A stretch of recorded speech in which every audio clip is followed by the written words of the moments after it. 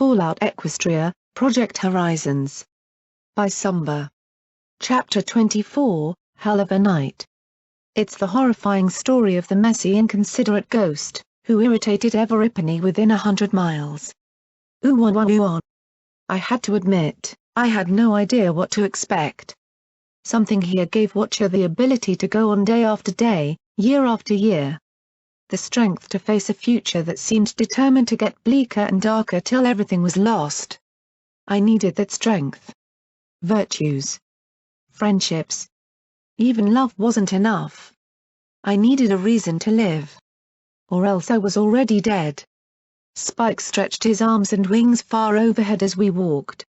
I don't think I've ever left like that before. You mares must be rubbing off on me, he said with a rueful chuckle. I couldn't help but smile nervously. He was a huge, scaly, fire-breathing carnivore. You seem like you're in a good mood. He blinked, then looked at me with the smallest of smiles. You know I am. Between you and her and everything, I feel better than I have in decades. Huh? Oh. That mare you were talking about. How'd that go? He snorted, glaring at the burn patch. Aside from the Enclave making asses of themselves, just fine, he said with a low, worrying growl. They're up to something, though. Tell me about it. I looked around the cave. Now that I was a bit less nervous, I could appreciate how unexpected it was. The huge pile of gems I'd been next to was only one of several, but that wasn't surprising in a dragon's cave. What was surprising were the high shelves packed with books that covered most of the walls. We also passed a dragon-sized circular bed which, aside from its size, shape, and being built into the floor, was a perfectly ordinary bed with pillows and blankets. An ordinary-looking terminal stood on a pedestal next to the bed. I looked up and saw a rough, stalactite-strewn ceiling, exactly what you'd expect in a cave. I thought of asking Watcher if all dragon caves were actually like this, but decided that there were more important things to worry about at the moment. So you have something to show me? I do, he replied in a softer voice, stopping in front of a passage leading deeper into the mountain. But I need something from you first. Something very important, a promise. You have to keep this from your friends. From everypony you can. After what I pulled tonight, I'm not sure I still have any friends, I muttered, ears drooping. Then I met his green gaze, sighed, and straightened. I promise. I'll do everything I can to keep your secrets, Watcher. He looked at me for a long moment, as if trying to gauge the sincerity of my words, then nodded. We wound our way further into the cave, as Watcher, or should I call him Spike? Talked in his slow, deep, rumbling voice. When the ministries were formed, Twilight Sparkle devoted herself to helping Princess Luna win the war. None of us thought that it would be easy, but I think there was a conceit that, now that we were involved, it'd all be wrapped up soon. But the bigger the ministries got, the less Twilight saw of her friends.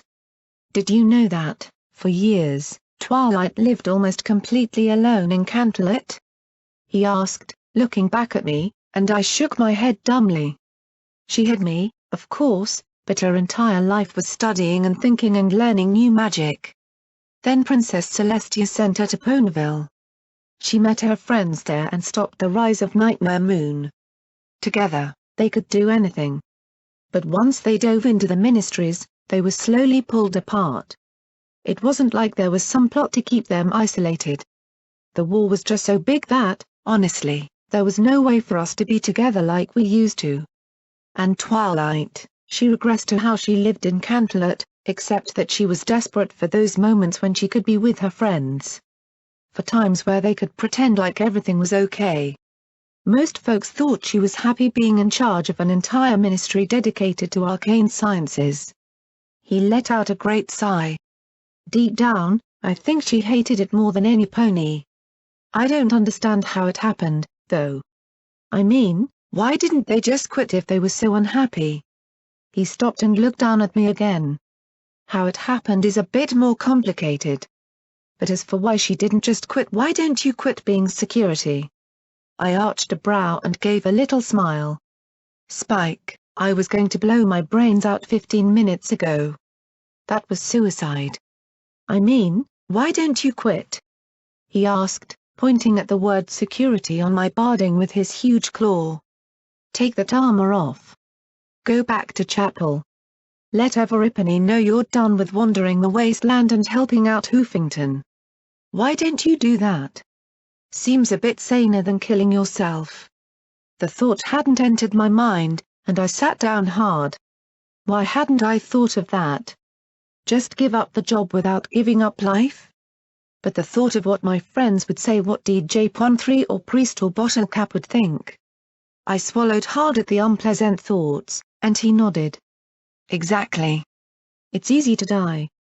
Not so easy to quit. Once they were the ministry mares, they couldn't stop. They wanted to. I don't think even Rainbow Dash liked what they'd become. But they couldn't not without completely humiliating themselves and letting down Princess Luna. He looked away with a wistful gaze. There was a time, about 5 years after the MAS formed, that I thought she was going to do it.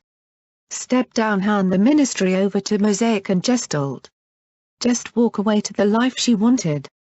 So what happened? Shattered Hoof Ridge. The assassination attempt on Celestia, I think, broke something in her. After that she became consumed.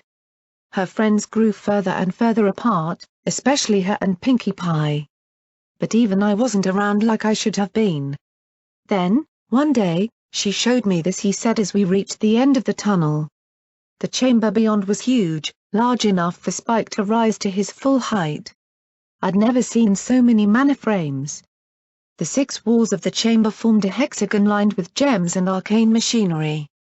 In the center of the room, though, rose a large, elegant stalagmite of technology that made the walls seem like only a step above bare rock.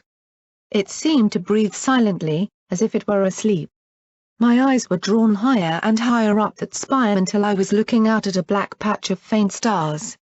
Then I promptly fell back with a limp thud. Spike blinked in surprise. Sorry, I muttered lamely. I'm not good with heights. I rose to my hooves and gave myself a good shake. What is that? This is a Crusader Super Mana frame, he said quietly, as if it could hear him.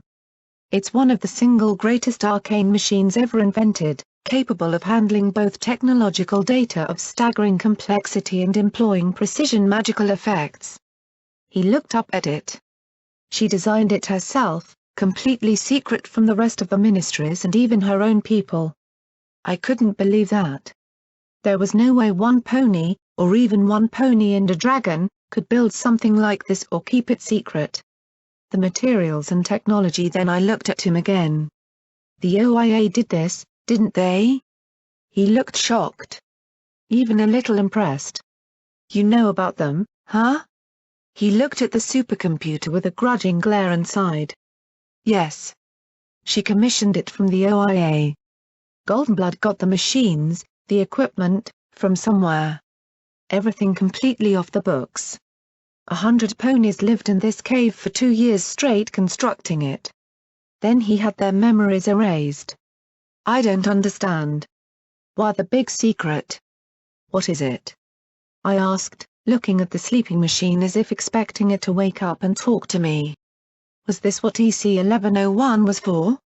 This machine is designed to cast a spell, the single greatest and most powerful spell of all time. A mega spell specifically crafted to affect, potentially, all of Equestria. I looked at the device in awe.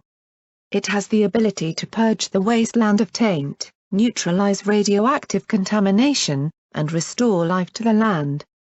It's called Gardens of Equestria. I fell over again. Oh, is that all? My head reeled at the possibilities. I could imagine the dealer dropping his dusty cards in shock at this. He nodded as he gazed at the machinery. It taps into a source of power greater than even Princess Celestia and Luna, the elements of harmony. He walked along beside me as he pointed at jeweled necklaces sitting on crystalline pedestals surrounding the central machine. Honesty. Kindness. Laughter. Generosity. Loyalty. He paused for a moment, his green eyes lingering on the last, which was a strange crown thingy instead of a necklace. Magic. So let's get this show on the road. How do we fire it up? I asked as I looked at the machine. Maybe there was a button that needed pushing? A bright red one? I reached towards a likely-looking gem but caught Spike's look. Right, no touchy. We can't, he said softly, it won't work without the elements of harmony. But I thought you said that those were the elements of harmony? I said, waving a confused hoof at the necklaces and crown thingy. He looked like he was trying to decide whether to smile or not. They are, but... he began after a moment, I suppose you could say that they are dormant.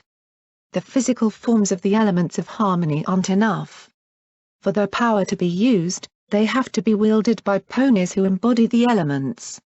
The ministry mares were the bearers, once, but that was a long, long time ago. There was a pause as we both thought. The only sound was the beeping of the active maniframe wall. So, I said, you're looking for ponies that fit the bill? He nodded solemnly. For 2 centuries. Every now and then, I might find one but then they die, or they lose themselves to the wasteland, or just never meet any others. I try to encourage the elements and foster them wherever I can. Like when he saw P21 and me helping each other outside the stable. But I haven't been able to find enough yet. I thought of my friends. Glory, was she still loyal after what I'd pulled? Or was her virtue something else? I doubted Rampage's laughter would fit. P21? Lacuni? Would this even work with an alicorn? I'm sorry, Spike. I really wish I could be one of those 6 ponies, but I don't think I'm your mare. To be honest, I'd be terrified of any mega-spill that included me as a component. He reached down and patted my head. Okay, I tried to appreciate the intent, even if it did just remind my body that I was standing next to a dragon. It's all right. The fact is that, even after all this time, I doubt I've come across more than a dozen ponies that were possibilities. Think of how hard it must be to find honesty in a place like this. Or generosity, when ponies kill each other for what was effectively little 2 centuries ago. He looked at the majestic machine with a sigh, reaching out to touch it lovingly with his claws. But so long as there are ponies, I still have hope that, someday, I might find the 6 needed and give Equestria a chance to be reborn. It was a long shot. I knew it. So did he. But as I sat there looking at the machine, I gave a little frown. My eyes were drawn to the necklace with the diamond-shaped jewel, and I had a niggling thought. What about Bottlecap? Maybe, though I feared that her trading in weapons might disqualify her. While she was generous, in her own way, she had caused harm as well. Caprice, yeah, right. I did know one pony, though, one infuriating, obnoxious, ruthless little pony who had no scruples against trading for every cap she could get her dirty hooves on, but who also went above and beyond in making sure that everypony had what they needed. A pony who somehow found a way to make a daisy sandwich, gave me a box of spark batteries, and sold Glory the barding she'd need so she wouldn't look like a raider.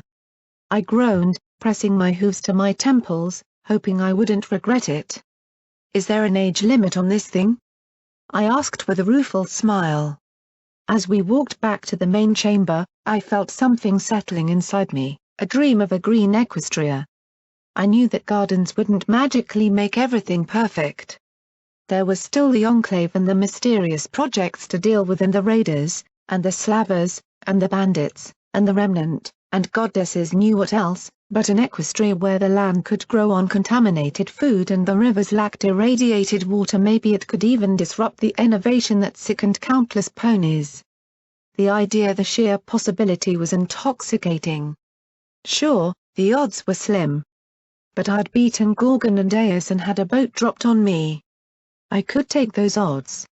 I looked over at a display case, minuscule compared to the bookshelves that surrounded it, smiling fondly at the set of 6 figurines inside it. Together, they just looked whole. Happy. Compared to those 6 figurines, every memory I'd had of the friends was stained with grey. I told him about Charity, and my hunch that her virtue might be generosity. The dragon rubbed his spines, a little skeptical but willing to consider the possibility. It was the best I could do. It's hard to believe that all of this was done secretly, I marveled, but noticed Spike seemed a little put out by the comment. You'd have to know Goldenblood. Then you wouldn't be surprised at all, he muttered darkly, plucking up a ruby. His green eyes narrowed as he squeezed it, crushed it into powder, and tossed the clawfowl into his mouth. Did you know Goldenblood? I asked, and he nodded with a dull look. I felt curiosity nibbling at my mane. I see the ministries everywhere I look, but the OIA's been nearly impossible to nail down. It was designed that way. Again. You'd have to know Goldenblood. He licked the rest of the red powder off his fingers, then blinked and looked at my wide grin. He sighed. Everypony knows about Celestia, Luna, and the Ministry Mares, but nobody knows about Goldenblood because he was always 2 steps away from everything. He was smart. Not like Twilight Sparkle smart. But he knew things that I couldn't imagine any pony knowing. He could read zebra and speak dragon. He probably knew most of the most influential ponies in Equestria. But above all, he knew politics. And he was the one who knew that what he was doing was wrong and did it anyway. I don't understand. Why was forming the ministries wrong? Didn't your friends agree? Princess Luna didn't force them into it, did she? I asked, remembering that beautiful, if faintly flirty figure. If you mean were spears involved, no, Spike muttered, then sighed. I was there when Luna met with my friends, and so was he. The purple dragon snorted softly. She explained how Twilight and the others were ponies she respected, ponies who had saved Equestria in the past and now were needed to help protect Equestria again. How something had to be done to restore confidence after Little Hon. Then Goldenblood tried to talk us all out of it, he said sourly. He what? I blinked, stupefied. Spike stretched his arm to the terminal and with shocking deftness accessed a file. Twilight somehow got her horn on this recording. The terminal crackled for a moment, then Twilight Sparkle's voice came out loud and clear. I don't know how we're supposed to help, Your Majesty. This war seems too big for us. For any one pony to be able to affect. I knew the rasping gasp that came next. I know it's intimidating to consider, Twilight. We're not afraid, snapped a mare, and my eyes were drawn to the figurine of the Cyan Pegasus. You should be, Rainbow Dash, Goldenblood said grimly. We're not asking you to risk your lives in a fight, or to go on a quest for some treasure. What we are asking you to do is to assume responsibility. You will be given the power not just to act but to direct others to act on your behalf. To work under your direction. To make your vision a reality.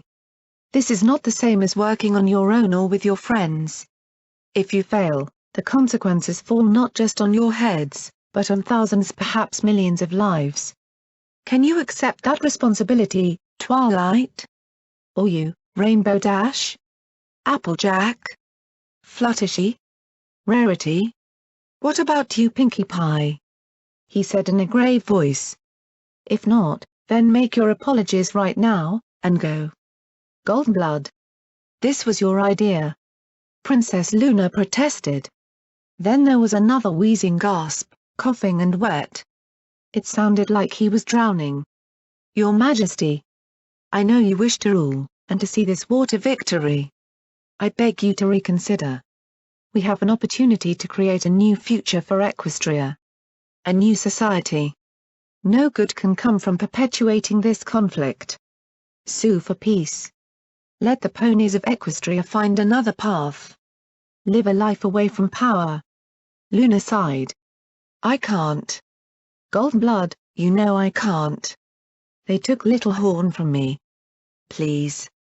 Help me make this new government a reality. A long pause. A soft, resigned sigh. As you wish, Your Majesty. The recording ended, and Spike turned back to me. After that, he worked with Twilight and Luna to get everything organized. He talked extensively with each of my friends, working out what powers and ideas they wanted and codifying those into laws. He worked with Rarity on the image that was needed to shore up the ministries. He worked with generals, aristocrats, and bureaucrats to get them to go along. He gave a snort. Finally, he had a heart attack. Nearly died. Fluttershy personally nursed him back to health. He rolled his eyes and gave a soft sigh. It was funny at the time. A pony so fixated on something that their heart stopped? Where had I heard that before? Oh, yeah, my own stupid but nearly dying in the ruins of Frankfurt. He almost died creating them. But I thought he was against the ministries? He sighed and shook his head. I know. I know. With one breath, he told us not to do it, but then he put every effort into making the ministries a success. That's the kind of pony he was. For a time there, I really hated him. His low growl made me glad I didn't have any yellow on me. You did? Why? Because, before he and Luna showed up, I had a good life with my friends. Oh, there was the war, and Celestia's missions, but they didn't feel much different from the adventures we'd had before, he said sourly. But you know what he told me? He asked me if I hated him. I told him I was a little cranky at the time, so I won't repeat the language, but I called him every last name in the book. And he told me that no matter how much I hated him, I was right to, and he'd always hate himself more.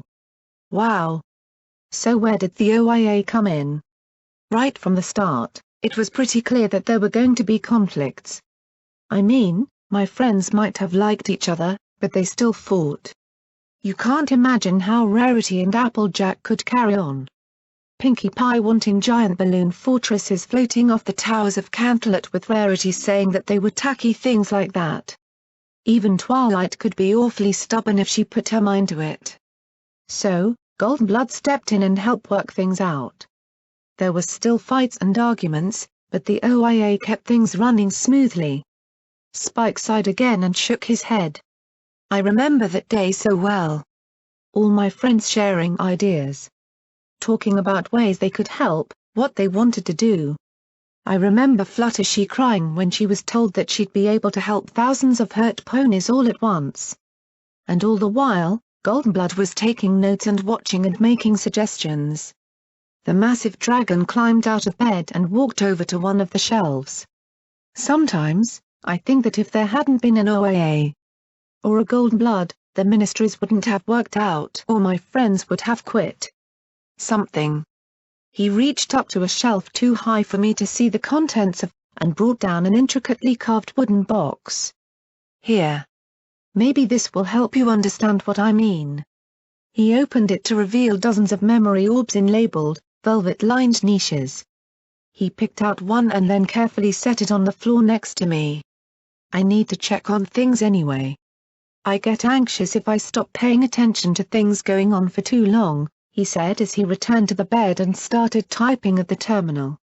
I looked at the offered orb and gave a half-smile. Well, it'd be rude not to, right? I tapped the orb against my horn. Come on, probably nothing gruesome in this. Come on, finally, I felt the tickling connection as my reluctant horn reached out and made contact. The world swirled away around me. You. Okay. Marewing's Pegasus. The place looked like some kind of mansion. No, if I had to describe this place, I'd say palace. Red and orange mane obscured the right side of my vision. She walked with her head hung, tail dragging, and let out a soft sigh. Still, this body felt good. Healthy. Fit. And for some inexplicable reason, I felt 20% cooler just watching this memory. So. Ministry of Awesome? Rasped that horrible, wet and rusty voice behind her. Every feather, and wasn't that a freaky sensation, ruffled as she froze in place then glanced behind her at the scarred pony with the golden eyes. Oh, hey Golden, she said, turning and giving the most insincere grin I'd ever felt, and I was an expert. I just thought I'd slip out. Stretch my wings. Take some air. Through the doorway behind Goldenblood, I could see a room with a large table. Twilight Sparkle was talking, gesturing to some diagrams on chalkboards. Of course. I imagine a member of the Skigard doesn't have many opportunities for flying about and getting some air, he said in that whispery, rusty voice. He approached, and I felt her take a few more steps back. Goddesses, he'd be so much less freaky if he'd just blink. What's the matter, Rainbow Dash? She looked at the table and all her friends behind him. Nothing's wrong. Everything's great. Just great. Why would you think anything's wrong? She stammered. I've made an art of furtively skulking out back ways and exiting unnoticed my whole life. It's rarely done because a pony is feeling particularly bubbly about their circumstances. He kept up that staring gaze, his scarred face sympathetic. So, what's bothering you? Rainbow Dash looked at him for a long minute, then sighed. It's nothing. I'm useless. I can see why you think so, he replied, and she blinked and frowned. Gee, thanks, she said sarcastically, then faltered. Wait, was that a cut? Can you smile or twitch your tail or something when you're messing with me? He turned and walked towards a pair of double doors. His horn glowed, pulling them open. So, Ministry of Awesome. Where your job is to be awesome. Make awesome? Sell only awesome of the highest quality? He asked with a ghost of a smile. It was all I could come up with, she replied with a grumble. It's easy for Twilight. Ministry of Magic or Arcane Sciences, whatever. Magic's always been her thing. Makes sense for her to coordinate it. Or flutters she wanting to run hospitals and stuff. Gee, who saw that one coming? She said crossly as she rolled her eyes. But you're a flyer, Goldenblood rasped softly. But I'm a flyer. Then she blinked and narrowed her eyes at him. Don't do that. He just smiled a little more broadly as Rainbow Dash walked to the rail and looked out at the night. Canterlot was aglow with lights. Far to the west was the golden glow of Manhattan. She sighed and closed her eyes. But the only thing I'm really good at is flying. So what, am I supposed to have a ministry that regulates flying? Holds air shows? That'll really help Equestria. You do have other strengths besides flying. Your loyalty goes without saying. You're brave, if reckless. Tenacious. Beautiful. Okay, I felt her blush something fierce, but then he said, but I know you feel inferior to your friends. She snorted. Yeah, right. What do I have to feel inferior about? He smiled softly at her, and she muttered, right. Don't answer that. She took a deep breath. Look, I'll be fine. I'll figure something out. Somehow. She huffed as she folded her hooves on the marble rail of the balcony. It'd just a lot easier if I were well more like Twilight. Why? Because she's smart and you're not. Rainbow Dash looked at him, her ears drooping. But he simply put a hoof on her shoulder. You are not stupid. Perhaps you're not like Twilight or the others, but you are cunning and creative. I've seen you fly. Rainbow looked at him more directly now. What you really need is a challenge. Well, yeah. That's part of the reason I joined the Skigard. But this isn't a race I have to win or something. I can't just fly out there and beat up all the zebras with my own hooves. Then she paused and rubbed her chin, adding, maybe. We're in a contest now.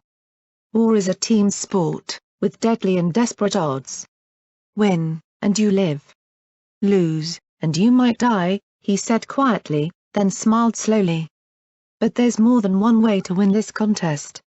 Say if you cheat? Cheat? Rainbow Dash blinked. How the hey do you cheat at war? I didn't know there was a rule book. Most ponies might think that wars are won on the battlefields, and there's no doubt that battles are critical. But what if an army arrives to the battle hungry because their food supplies were blown up? Or lacking weapons because the shipment was delayed? Or late because their base lost power? He asked with that steady little smile. Do you think that might change the battle? Well, sure. That makes sense. She cocked her head at him. So don't we do that? He gave a tiny shrug. Our military is all about winning the battle. They aren't creative or cunning enough to risk going behind enemy lines and fighting dirty. Sabotage. Infiltration. Spying. These are tools the army just isn't flexible enough to use efficiently. He was good. So good that I couldn't tell if he was playing her up to create that ministry or actually trying to help her. Rainbow Dash sat hard, running a hoof through her mane. And you're saying the Ministry of Awesome could do all that?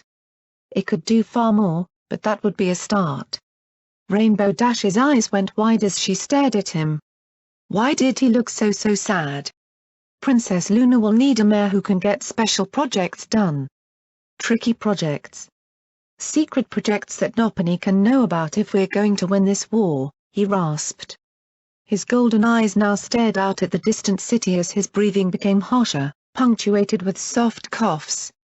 As you might know, the best kind of cheating is the kind you do when nobody knows you're cheating. Rainbow Dash stared hard and pointed a hoof at him.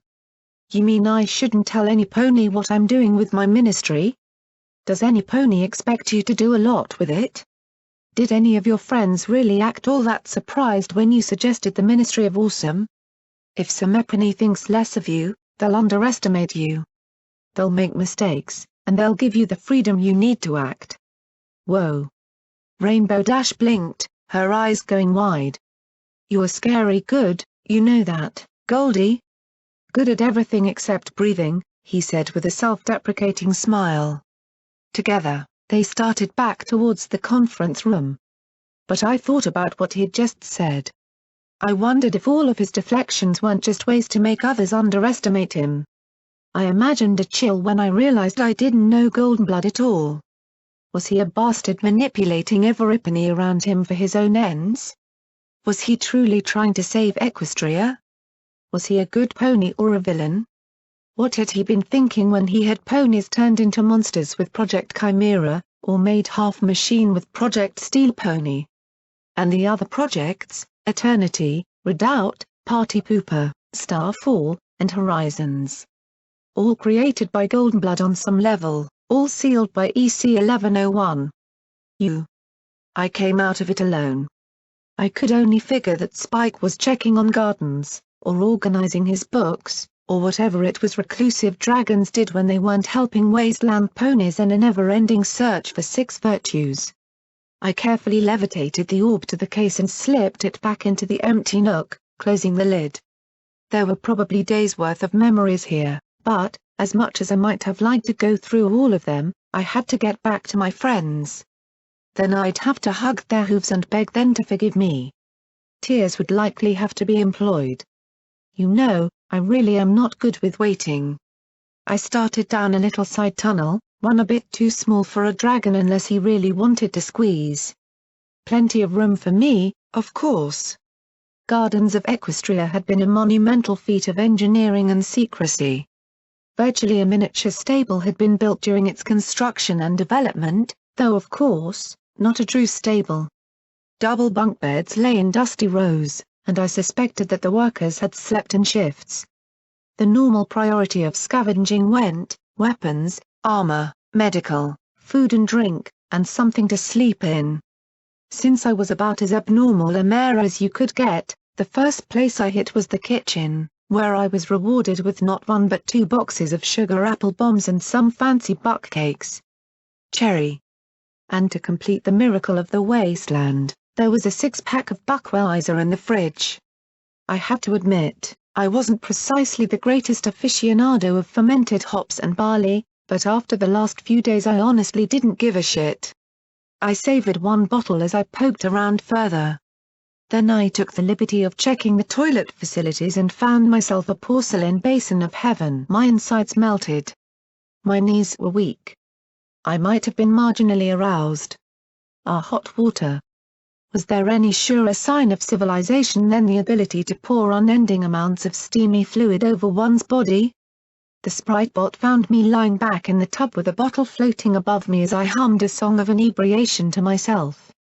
2 empty bottles joined me on a sea voyage as the little robot looked down at me. Oh, that's where you went. I was worried. Then a pause. Are you drunk? No. That is incorrect. I am drinking. More accurately, I am approaching the state of being that is drunk. I scowled at the half-empty bottle. A journey that is taking me somewhat longer than I anticipated. It'd only take me a quarter bottle of whiskey to get this buzzed. I raised the bottle to the bot. I drink to your good health, good Sir Dragon. There was no answer for a bit, and then he simply replied, Blackjack, you are so random. After a soak, which did a marvel on my attitude, I stopped and considered myself in a mirror by the sinks. The last 3 weeks had done a number on me. I was definitely skinnier than I had been. The shiny scar on my chest was my most obvious souvenir of combat, but it was joined by a satellite of injuries all around it. Between the chemical burns and the shower, I was almost a mottled pink instead of white. And my mane needed a grooming badly. I chuckled ruefully. Going from suicidal to wanting a haircut, that was progress, right? So, going through for supplies? Spike asked. Yeah. Hope you don't mind, I said as I tugged open the box of cereal. I know that this is all your stuff. Don't worry about it. I'm not using any of it. Honestly, I forgot that those smaller tunnels were down there. I personally wondered how Spike had managed not to go stark raving mad all alone. I supposed having guests like me and his mysterious mare friend did him a lot of good. So, tell me about your friend, I asked around a mouthful of sugar apple bombs, wonderful powdery dust all over my muzzle as I floated the box on my left and the beer on my right. I found an arms locker and did a little happy dance at the sight of the ammo containers. It was almost like my birthday. Who? Oh. You mean Little Pip and her friends? Yeah, I said as I looked in one ammo box and gave a little squeal of delight. Despair, my poor shotgun, because so Mepany had included explosive rounds in this arms locker. I had missed the little orange shells of boom.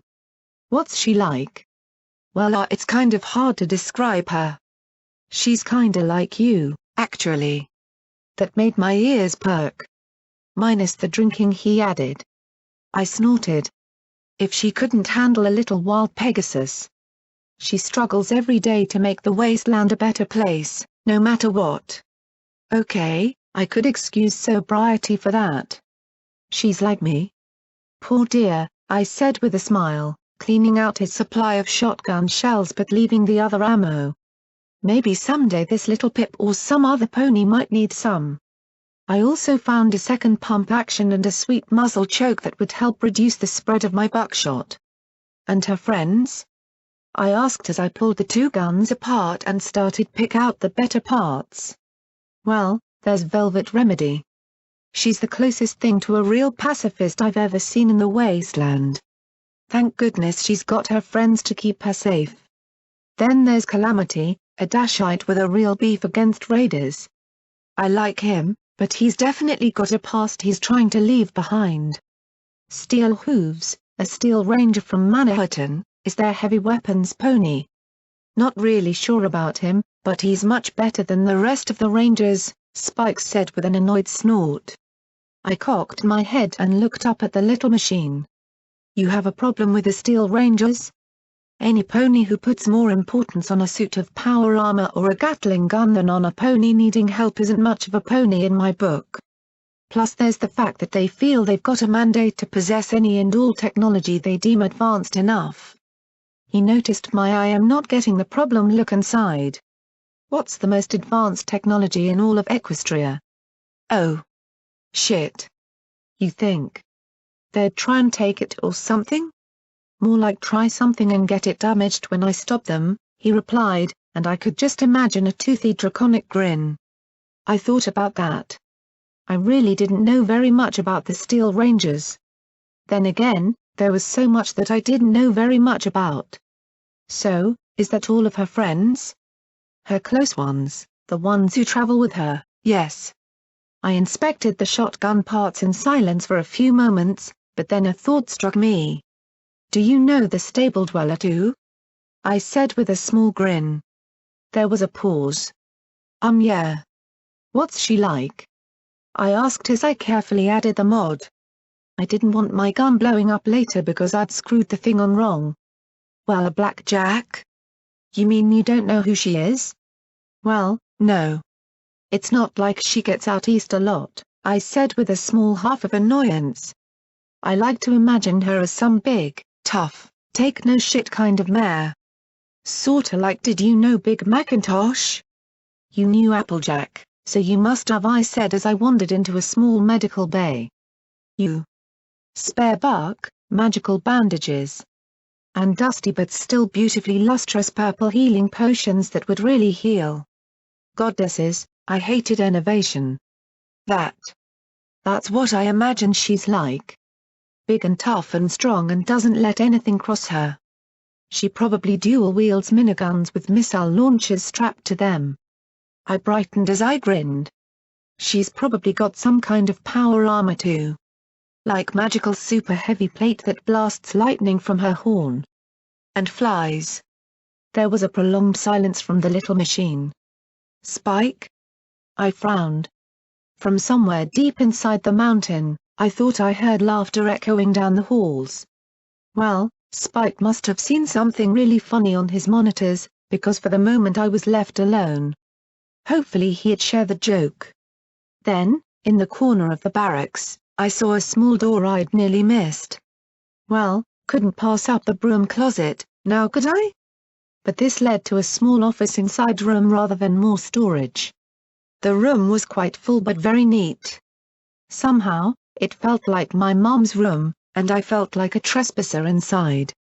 Books lined the walls in alphabetized neatness, and there were diagrams and designs of the supercomputer I'd seen earlier. 2 beds. 2 desks. 2 terminals. A safe. The terminals took one look at my feeble hacking skills and virtually spat in my face in contempt. I had better luck with the safe, though. Inside were a lot of papers, a bag of bits, and a recording device. I played back the recording. Is that everyone, Goldenblood? Twilight Sparkle asked softly. Almost, he replied. I've modified their memories. They'll remember working on Stable 93, when a gas leak knocked them all out and the stable had to be evacuated. He gave a horrid raspy little chuckle. Close enough to the truth for your ends, I think. I'll never know how you arranged this with Stable Tech or managed to keep it a secret. It's incredible, Goldenblood. And then there was a soft sound of a kiss. Twilight. No. Oh, wasn't that an awkward silence? I'm sorry.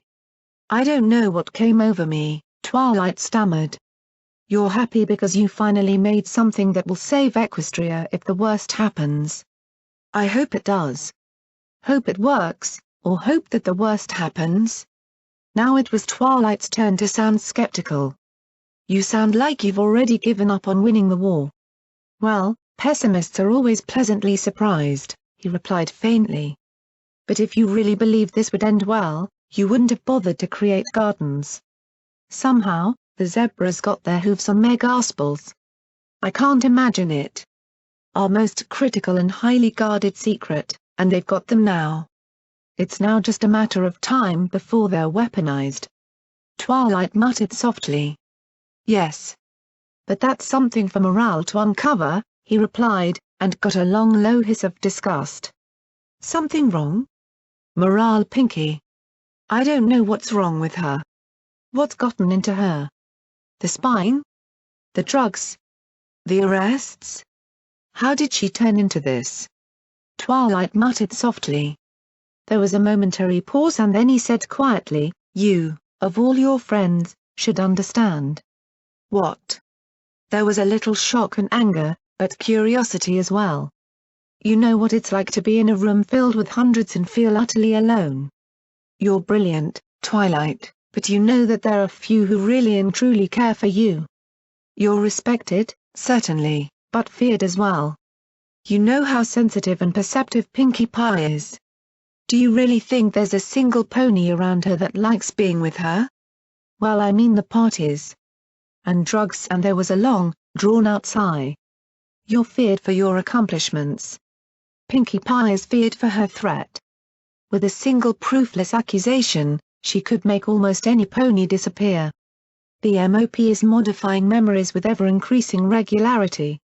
How could Pinkie Pie ever be happy knowing she's surrounded by ponies who fear her? Who hate her?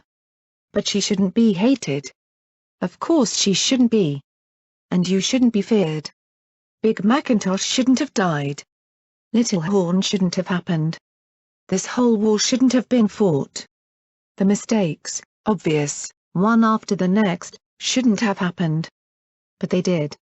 We can still save Equestria, Twilight Sparkle said with conviction. If all else fails, my friends and I will use the elements and save the kingdom. I have no doubt. There was a clinking of glasses and then a sound of them being filled. I looked at an empty bottle of wine and 2 stained glasses, one broken on the floor. A toast to our efforts to save Equestria. One way or another, she'll be returned to what she should be. A sound of drinking, then a sigh. Well, I guess there's nothing left but to erase your memories now as well, Goldenblood. Ah, yes. I'm afraid we're going to hit a snag there, Goldenblood said softly. I'm sorry, Twilight. Golden? What are you talking about? And then there was a soft thud. You are brilliant, Twilight. But sadly you're not sneaky enough. You won't be able to keep this secret forever. I will, he said softly. If your method fails, mine will succeed. A few minutes later, a much younger-sounding Spike asked, Twilight? Golden? Is everything okay? Just fine, Spike. I'm afraid she's exhausted, though. I removed the memories of this place just like she planned. I'll take her back to the MAS hub in Hoofington to recover. Another pause. You know what you have to do? Yeah. I just don't like it. Keeping secrets, I mean. You have to keep it from everypony, Spike. Even Twilight. I'm sure she'll feel upset like she's wasted 2 years of her life and accomplished nothing. But why do we have to? If Princess Luna finds out what we did here, it would be a sign that we think she'll fail. Planning for disaster means you believe disaster will occur. I'd be exiled, or imprisoned in exile.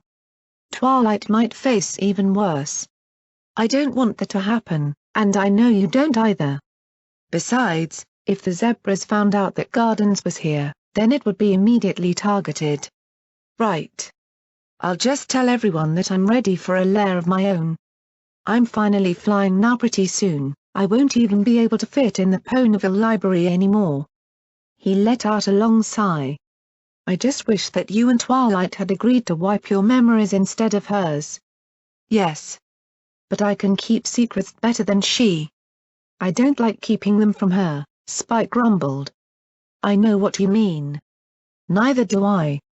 A long rusty rattling sigh sounded. I'm drowning in secrets, Spike. One day, all these secrets are going to kill me. I sat back, looking at the recording in horror as the playback ended. I took a slow, thoughtful sip of my beer. Twilight had sacrificed 2 years of her life to make Gardens, and she hadn't even known about it. How could he? Yeah. That's the kind of bastard he was, the sprite bot said behind me, making me jump to my hooves and whirl to face him. One moment he was talking with her about Pinkie Pie, and the next he was drugging her and wiping her memory of the greatest accomplishment in history. What happened to her? I asked quietly. She became obsessed with winning the war. She got her hooves on another OIA dirty secret and renewed its research. Everything became focused around that. All the rest of us just fell away. Why did it sound like you were working with Goldenblood if you were Twilight's assistant? I asked, hoping this wasn't going to be a sore point. It's complicated, he said. When wasn't it? I worked with Goldenblood on and off over the years. Said I wanted to do my part and all that, but really, I was just spying, trying to find something to use against him. I take it that it didn't work out like you expected? I said with a sympathetic smile. I trotted my way back out to the lair as Spike went on. Goldenblood wasn't what I expected. You saw the memory and heard that recording. I thought he was a villain who took my friends away. I thought he liked the war. Spike sighed. He did that a lot, but I suppose that he had plenty of reasons to. Did you know that, throughout the whole war, the OIA kept back channels with the Zebras trying to negotiate peace? Or that he ran constant interference to protect non-ponies too? He'd work for hours, sometimes days on end before he'd collapse. Then he'd crawl back and work some more. He kept saying that he was trying to save Equestria. Not win the war. Not even end the war.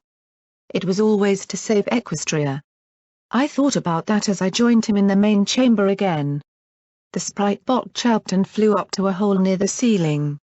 I had to admit, I still didn't know what Goldenblood was either. If anything, I was even more confused now. Sinister manipulator? Misunderstood genius? A pony who saw the writing on the wall because he'd written it himself? How had what he'd wanted been any different than what Twilight had? Or myself? The more I hear about Goldenblood, the less I like it, I said. I saw Spike smirk and added, with my own smile, not him, so much. But it feels like he was the one who set up the big things. My magic levitated some square gems and placed them on end. Luna comes to him for advice and he sets up the ministries. He talks your friends into becoming the ministry mayors. He works in the OIA. Behind the scenes. The war gets worse and he starts doing the projects like Chimera and Steel Pony. Then I knocked one gem and it fell against the next, which fell against the next, and then whole pile was tumbling over. Yeah. Now you know how I feel about Goldenblood. So what happened to him in the end? Wasn't he removed from being director? Suspended. Luna found out something she didn't like. I don't know what, but it caused a major shake-up. Still, I don't think even Luna realized just how much power he had at that point. I know that Horse might have been in charge, but the entire OIA still went through Goldenblood and Hoofington. Nopany wanted to touch him. He knew too many secrets. Had too much leverage. Then, finally, he was arrested for treason. Treason? I gasped. He nodded gravely. Nopany knew the details. It didn't matter, though. The next day, the bombs fell. Canterlot was consumed by the pink cloud.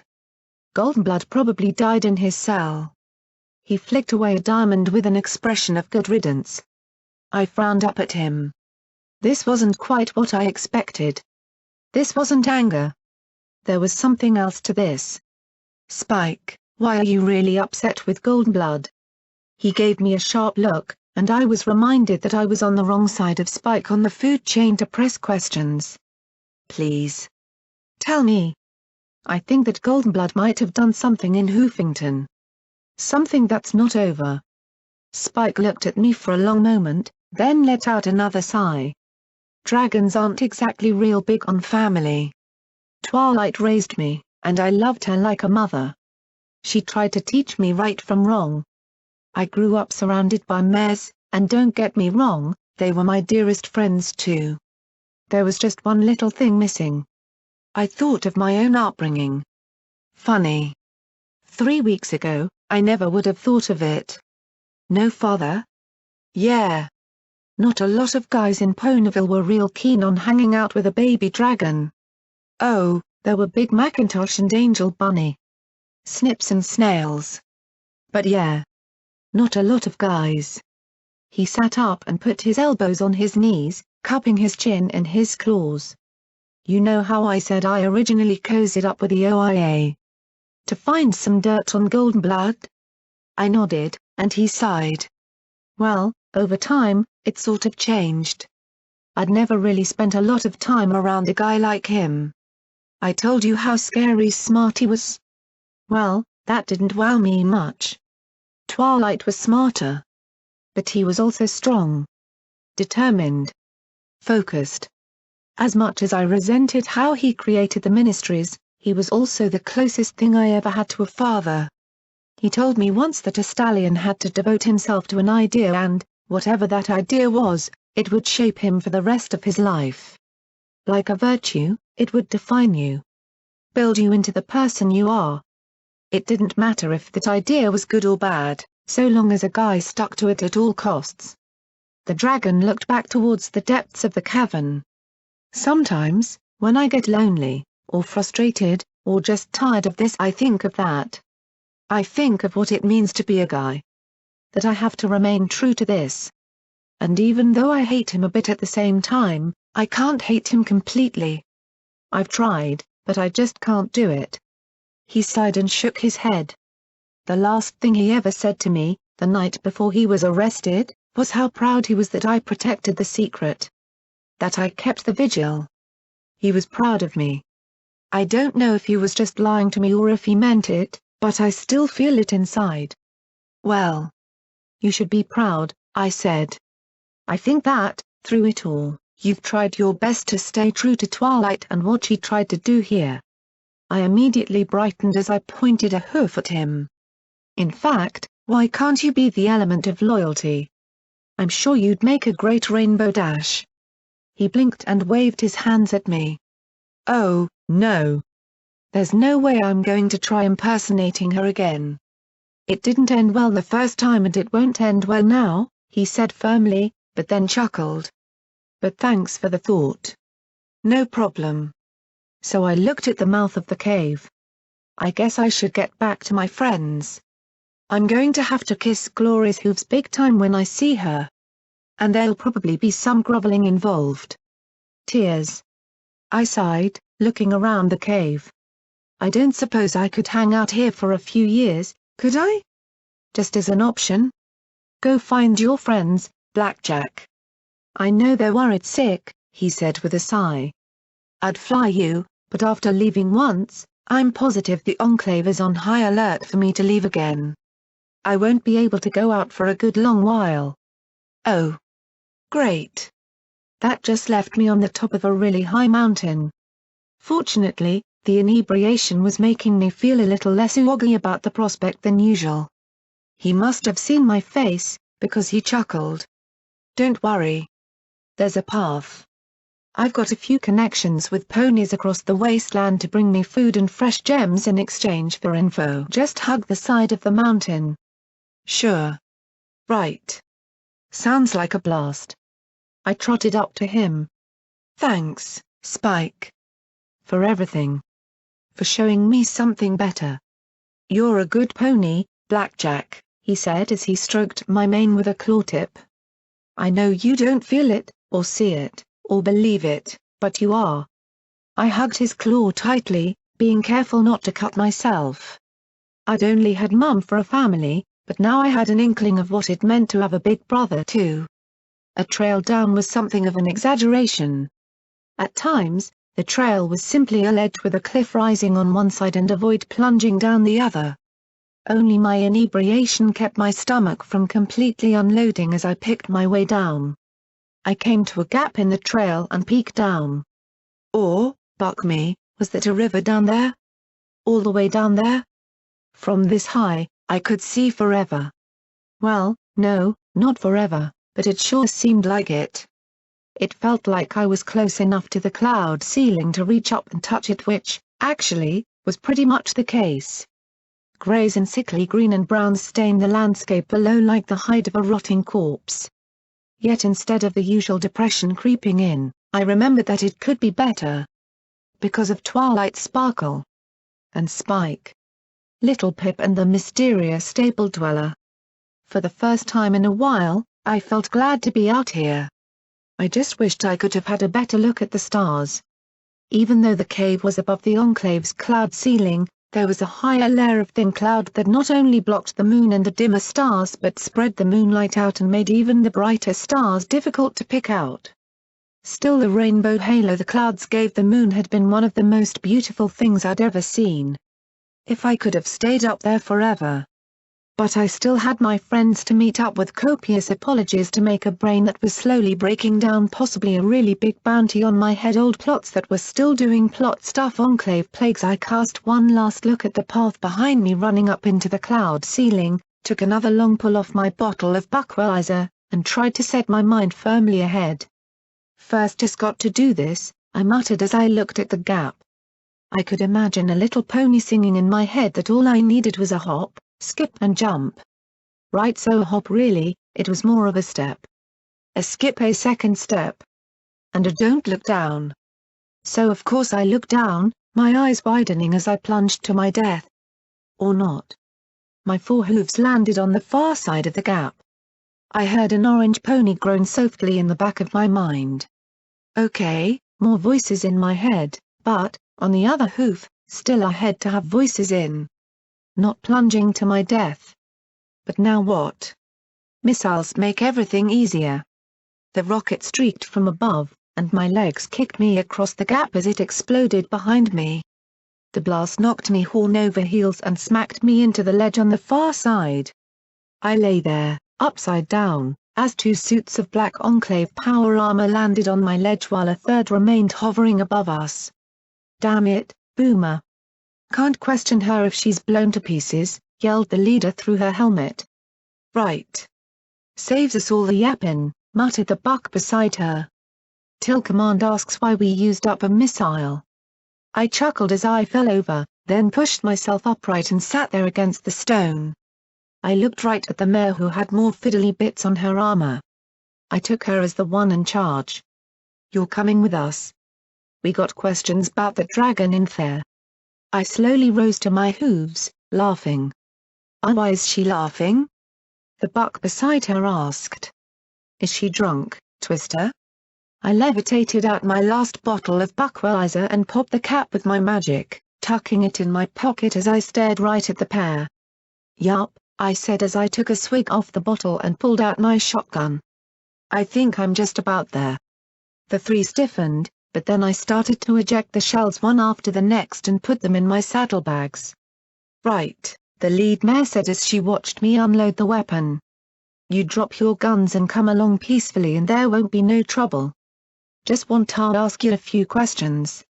Oh, I don't really think so, I said as I stared at them and started loading the orange banded shells. You want to know what's really funny, though? If you'd pulled this an hour ago I probably would have gone along without a fuss. A normal, smart pony would probably have shot me right now. But I had my shootiest look going, staring at the trio like I was the one who'd ambushed them. You twigged, the mare muttered, and I laughed even more. You, just a bit, I said with a grin. There's three of us and one of you. And you're not in power armor. And you've only got a shotgun. Stand down, mare. I won't be asking a second time. Maybe if you've got 6 more waiting, I'd be worried, I said as I racked around into the chamber. But right now, I got my gun, my beer, a fire in my belly and a grin on my face, and there's not a motherfucking pony in the wasteland who can stop me. Right, she drawled, unimpressed. Sunset. The hovering mare's Gatling energy rifle started to spin. But it was already too late for them. I leapt straight at Twister as I slipped into SATS. For one special attack and one standard, and as time resumed the beer bottle was flung end over end to smash across Sunset's visor and coat it in sudsy froth. She reared back, her shots going high and blasting a crater field into the wall behind me as my second attack sent an explosive shell straight into the leader's face. Her beam rifles flashed over me as smoking rock rained down on all of us. With a final leap, I slid between the pair and fired a third shot. But what I'd intended to be a gut shot on the leader simply blasted her scorpion tail. Oh. By the way, did I mention this was taking place on a ledge? My hooves scrabbled on the gravel as my rear end slipped over the edge. Boomer stabbed his tail at me wildly, the sharpened spikes barking off the stone. I stretched out my left hoof, gritting my teeth as the spikes smashed hard into the reinforced casing of Marmalade's pitbuck. The powered armor lifted me right into the air and nearly jerked my leg out of its socket. I blasted the end of his articulated tail, bouncing once and rolling to my feet.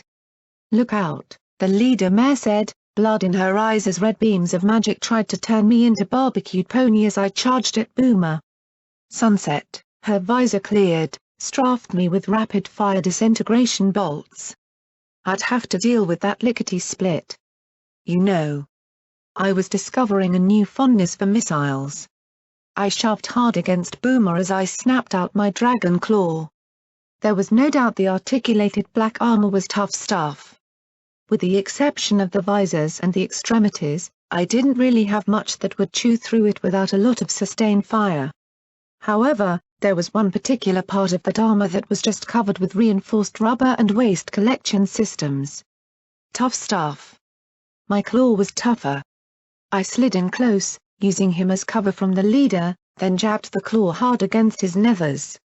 "You'll be the third male I've gelded if you don't shoot the flyer with a missile right now." Boomer froze. I wiggled the tip. "Oh, shit, I'm sorry, Sunset." "What?" the hovering mare asked blankly before he sent a rocket right up into her chest. The missile exploded and sent her arching over the gap to land with a crash on the far side. "Boomer, you idiot!" the leader shouted in rage, and there was a blast and her red beam struck my dragon claw squarely. In a flash, the weapon was reduced to sizzling chunks of bone. "Take her down or I'll shoot your jewels himself." "I'm tryin'," he shouted as he shoved me away, but I'd swapped back to my shotgun and was blasting at his wing guards and weapons now. The leader had taken to the air. Her weapons were far more accurate at range than my shotgun. But not much more than my rifle. In SATS. I targeted her head. 2 rounds would probably do it. Be kind, except if I killed her, it would probably make even more trouble for Spike. They already had questions for him. I cancelled the 2 shots and placed one on each of her beam rifles instead. Luck was with me. The armor-piercing rounds I'd loaded in the print shop tore right through the delicate magical weapon components. Boomer was turning to face me as he loaded another missile, but once more I was running. My barding smoked from the beam impacts, but at least I wasn't smoking as I jumped on top of him and put 2 rounds straight through one of his wing guards and into the feathered appendage. That was when the leader swooped in and tackled me. In a second, we were over a very long drop as my legs wrapped around her. "Gotcha." She laughed. I had to admit, she had very pretty lilac eyes. Then I pressed the shotgun against her head. "Y'all can't be that crazy," she shouted as her eyes went wide. "Y'all die too." Yes, and the thought of plummeting hundreds or thousands of feet to a very squishy end sent a very familiar fear screaming in my head. However, at this exact moment, the alcohol and the high I rode took that fear, tied it up, tossed it in the back closet of my mind, and beat it into submission with rubber hoses. Me? I've had cyber ponies blast me with artillery. I've been shot in the back by zebra snipers and taken an armor-piercing round through my skull. I've had my face attacked by almost every single pony I call a close and personal friend. I've had boats dropped on me. Don't you tell me what will and won't kill me. I shouted in her face as I grinned from ear to ear. You hear me? You're fucking loco. I jammed the gun hard into her temple. Do you fucking hear me? I roared even louder, wondering if I could use her like a parachute. She must have seen it in my eyes. Yes, she yelled. Then fly your ass east, right now, I said, and then glanced back at all the nothing underneath me. You know, for being beaten with hoses, that fear was still mighty loud.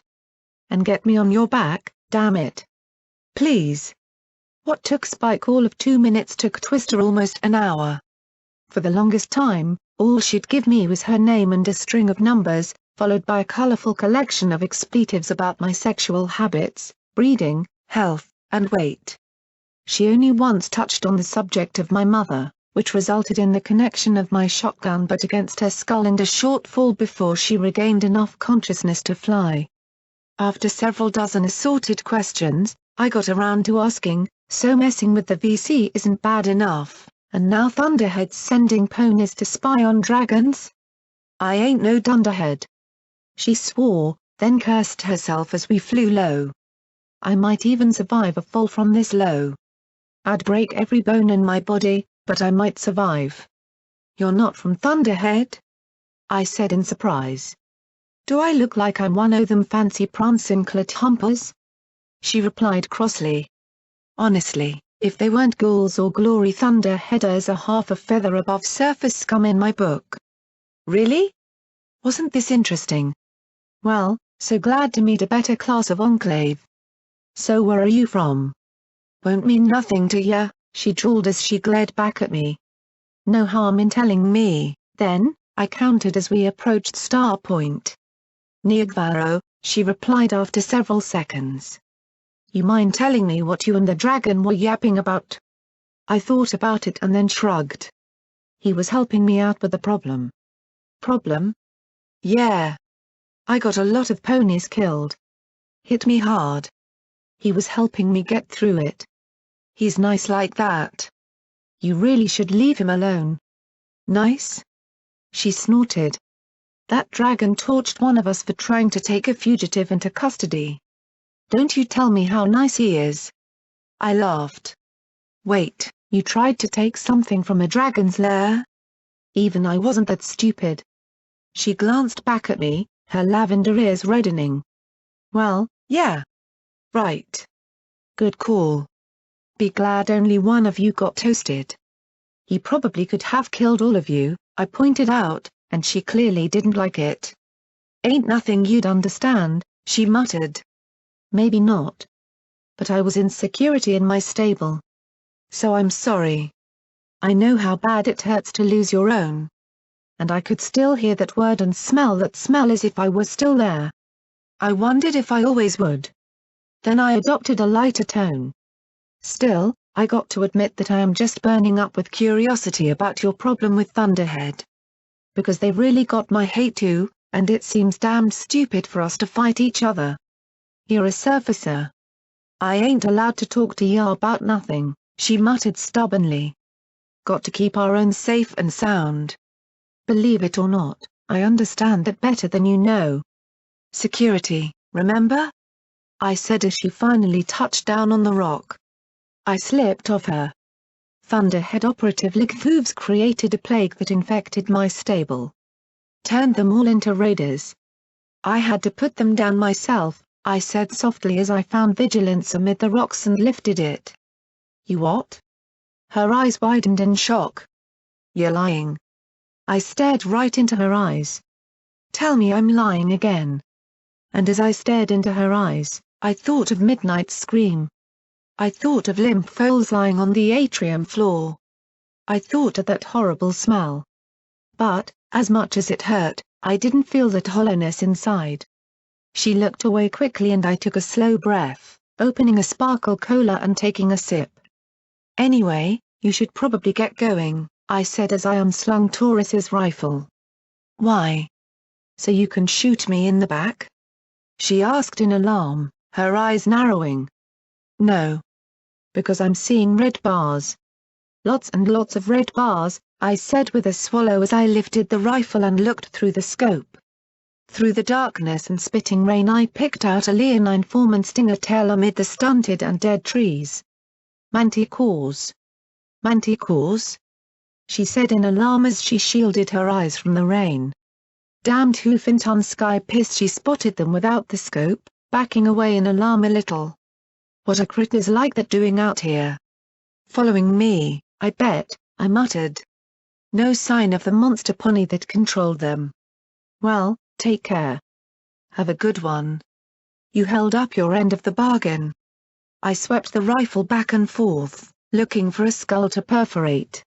You're just going to stay here and die alone? She goggled at me. Well, you could stay and I'll have company. Your armor is trashed and those manticores can fly. It's me they want. Not you, I muttered as I glanced back at her. But she was looking at me funny. Like she wasn't sure if I were crazy, something else, or both.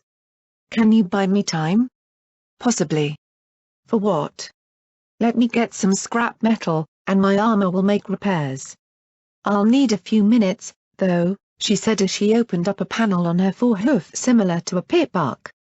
Well, any staple in a storm right? I'll try and leave some for you. She snorted and smirked. You better. I ran towards the woods, hovering the rifle to my left and the shotgun to my right. Sure, It looked badass, but I doubt any pony would be impressed with my aim. I found a nice picnic bench, rested the hunting rifle on some boxes of junk, and took sight. 2 manticores roared and broke free from the group, bounding across the uneven ground as their claws scraped off the stone.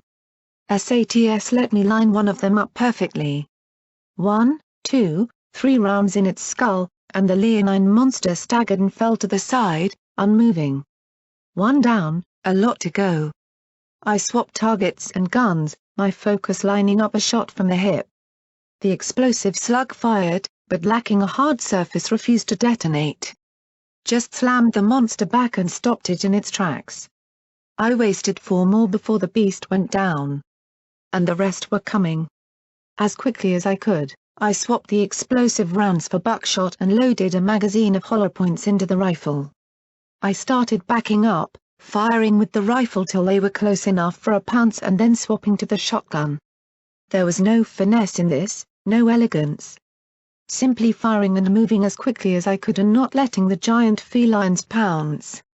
If I'd had a wide open area I'd have been fine. My butt hit a rock at the exact moment one pounced. I blasted twice with the shotgun and the third time I heard the sickening sound of it firing on an empty chamber. Its forelegs sunk 2 heavy claws into my shoulders and it opened its mouth wide to chomp my head off. My eyes went wide as I stared into its gaping mouth. 3 magical bullets exploded right down its throat. The monster vomited hot blood over me, and then slumped against me. My horn throbbed with a sudden release of magic. Unfortunately, I was still pinned by the heavy body as I struggled to shake the claws out of my barding. 2 more were racing at me. How many rounds were in the rifle? 2. I brought out vigilance and opened fire.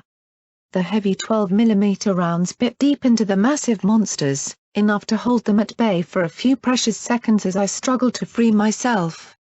The second I ran out. Even with Vigilance's expanded magazine, it went through 10 rounds far too quickly. The less injured of the 2 pounced. Shit. I wasn't going to have a chance to grovel before glory. Find out what the other projects were or where EC-1101 was going. Have a chance to find the other elements. Have really great make-up sex with glory. Fuck that.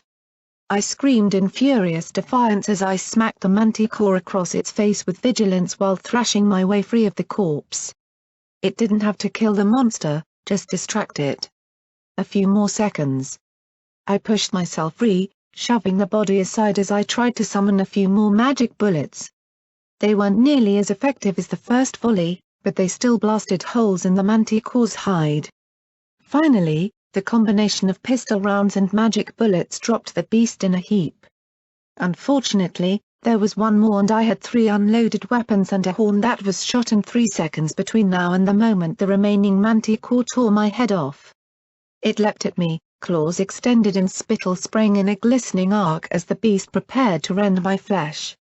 Then crimson beams flashed past me, the light striking it and transforming it into a glowing grey statue that exploded in a cloud of ash. Stepping onto the rock above me, Twister shouted in glee, "Yay-haw! Bring it, you flying pussies!" With her momentarily drawing their attention, I reloaded Vigilance and my shotgun. She played the crimson beams at range while I moved in for close and messy work. The remaining manticores scattered and disappeared back into the woods. My strength gave out as the adrenaline faded. "Well, thanks for the assist there. Twarunt Nuthin," she replied, and my mane crawled at the tone in her voice. Couldn't let an intelligence the asset get killed. The hum of 2 charged beam rifles purred behind me. I let out a long, low sigh. "Why is nothing ever easy?" I said as I lifted Vigilance, turning it over before me. I help flank, turns out they were looking to sell me out. I try and help my stable, then I have to kill my stable. I spare you and your friends, and you want to shoot me in the back. You don't understand, you idiot. When you made me fly down here you exposed me to sky knows what. My own team might shoot me on sight rather than let me expose them to whatever crawling plagues and diseases are down here. And the dunderheads would just hang me for a spy. I want to get back, I'll need something that'll put me through Deacon rather than put a bullet through my brain. I got to take you back with me. I knew that desperate tone. I'd shared it myself on more than one occasion. You won't get contaminated so long as you don't eat contaminated ponies or food, I said matter-of-factly as I stood and holstered my weapons. The volunteer course seems to operate just fine. When they're not sending their own ponies on suicide missions to give peace offerings to raiders. What are you doing? She asked nervously as I started walking away. Going to meet my friends, I replied. You idiot. I'll blast you. She blustered, and I turned to face her. I replied blandly. And I'm sure they'll be willing to deacon whatever you when you come back with a bottle of ashes. That made her mouth work soundlessly before her lilac eyes narrowed. Well, if I'm fucked either way, she began. You can be stupid and try to kill me for some petty revenge, I said, staring into her eyes and making her balk. Or you can come with me, and I'll introduce you to some ponies who might be able to help you. She licked her lips, looking around as if some other option might magically appear. Finally she stomped her hooves hard. Tarnation, this ain't fucking fair. I blinked at her and grinned, spreading my forehooves wide as I laughed. Welcome to Hoofington. I had to admit, I felt a little bit guilty about Twister's predicament, but it was her enclave's stupid rules and paranoia that had grounded her here. It had taken about 5 minutes of weeping, hoofstamps, and shooting manticore corpses before she finally realized that either way, she was fucked. She could try and go back and get shot for her troubles, stay with me, or kill me and be stuck down here alone and really fucked. I took the time to harvest manticore venom sacs. They were the only part that seemed to have some value. Once more I was riding her through the air, keeping an eye out for more of the flying beasts. She alternated between cursing and flying silently. We managed to reach Pony Joe's before she finally put down for a breather. I swept the inside, but it was still clear and clean. So. Mind if I ask you something? Shut up. I'm busy being pissed right now, she drawled. Yeah, I know. But you can be pissed and educational, I replied softly, stifling a yawn. You're not a thunderhead Pegasus, I got that. So why are you so pissed off at them? She looked at the cafe sullenly before she shrugged. They think they're so special, like prancing artista ponies or some shit. Ain't a Pegasus outside Thunderhead that don't hate them something fierce. That surprised me. From the way Glory made it sound, the rest of the Enclave should be thankful. Look. Enclave is a whole parcel of towns trying to do our best to survive. We do what we got to do to protect our own. Always have. Always will, she said, and added without bitterness, even if we got to cut off one of our own to do it. I guess idiotic levels of loyalty weren't just a Glory thing. But it ain't easy. You probably don't realize it, but clouds ain't exactly the best place to grow crops. One mistake in management or just an unlucky equipment breakdown, and a town can face some hardship pretty quick. But we pull together and help our own. And underheads don't help no pony at all, she said grimly. I don't really follow. She sighed. When the bombs fell, what we had is what we got. You ever try and get a gun to work without fail for 2 centuries? Ain't happening. And gems don't grow in the sky. But Thunderhead had something none of the rest of us did, Shadowbolt Tower. At my blank look, she sighed, dirt ponies don't know nothing. Back during the war, Hoofington was the biggest target in all Equestria. More so than even Canterlot, it seemed. There was something here that really twigged them zebra off. So when Rainbow Dash founded the Shadowbolts, their primary base was here. Shadowbolt Tower. Fucking city was building like crazy, and they took the awesome hub and just kept building higher and higher. Said they were going to build clear to the moon. That sounds about right, I muttered, remembering Hoofington Rises. Yeah, well, when the bombs fell, the tower stood. It was so damn high that the top levels weren't irradiated. It had all sorts of magical fabrication equipment. Arms stores. Weapons. A fucking treasure trove. But that wasn't the most important part. Shadowbolt Tower had something nowhere else in the clouds did. I thought for a moment, and then caught her staring at my hon. Unicorns? Of course. Unicorns. After all, Minty Fresh had been working with them. MHMMM. She nodded slowly. The tower's arcane science and technical staff pretty much all made it to the top of the tower before they died from the radiation. And they've been helping Thunderhead ever since. A fertilization talisman burns out? A unicorn can fix it. Need new beam weapons? A unicorn can make it. Clad and Hornheads keep Thunderhead sitting pretty. But they're still a member of the Enclave, right? Technically, she said with such disgust that I doubted it was more than a formality. To listen to them, they're the most important member. But the thing is, they don't just help the rest of us. Heck no. They'll trade talismans for favors. Extra food for favors. Technical assistance for favors. All them favors add up to a right comfy lifestyle for them and a downright shitty deal for the rest of us. So why doesn't the Enclave do something about them? Tried. She huffed softly. Nearly went to war to take the tower. Don't know the details at all, it was my grandma's time. Finally, there was an agreement made. Thunderhead disarmed, agreed it wouldn't have firepower greater than them vertibuck contraptions. No raptors or nothing, and they'd provide parts and technical assistance, and Thunderhead got to keep its unicorns and a no-fly zone from the rest of the Enclave. They're the most independent group of featherbrains in the clouds and don't give a shit about the rest of their own kind. I recalled just how angry Glory got at the idea of disloyalty. If she felt that way as a Thunderhead Pegasus, I could start to imagine just how furious the rest of the Enclave was. So wait.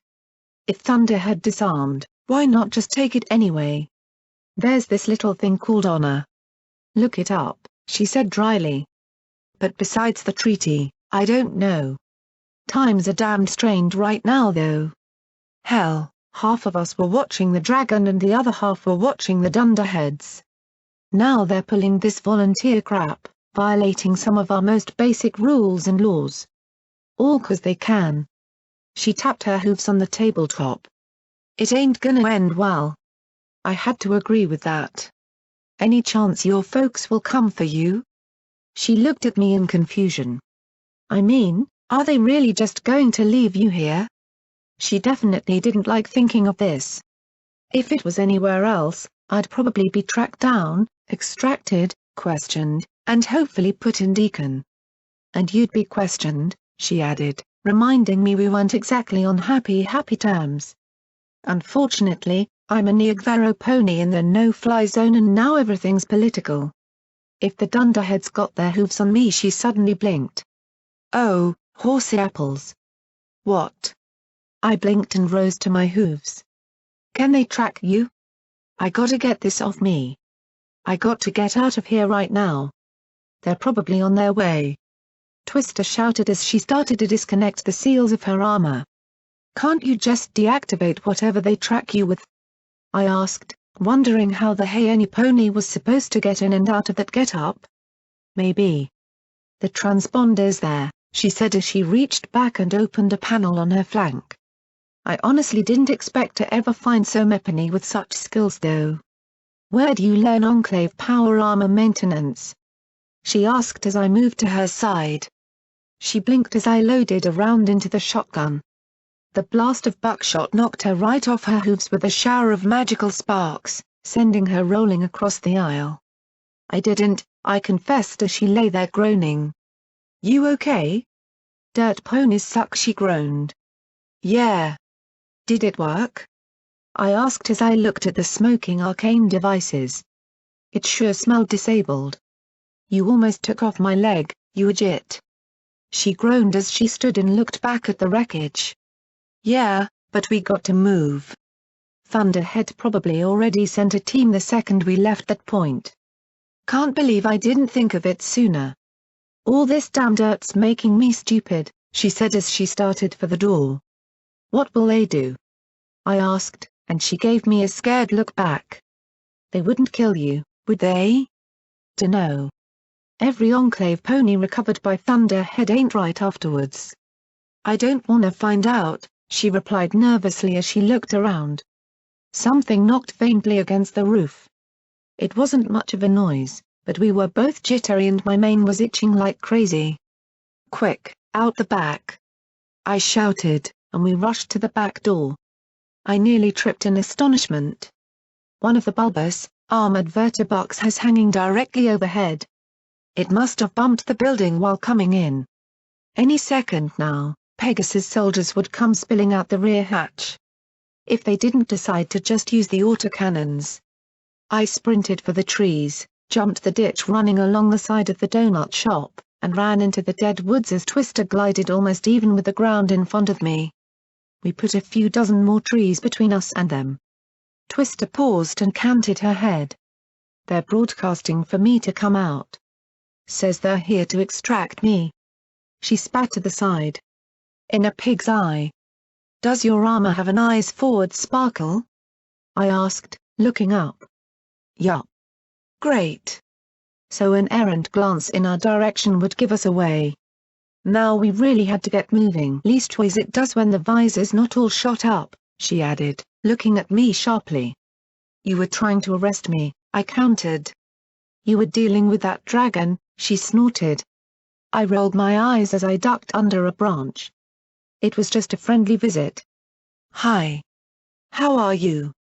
Nice gems you have here. That's all, I said with a smile.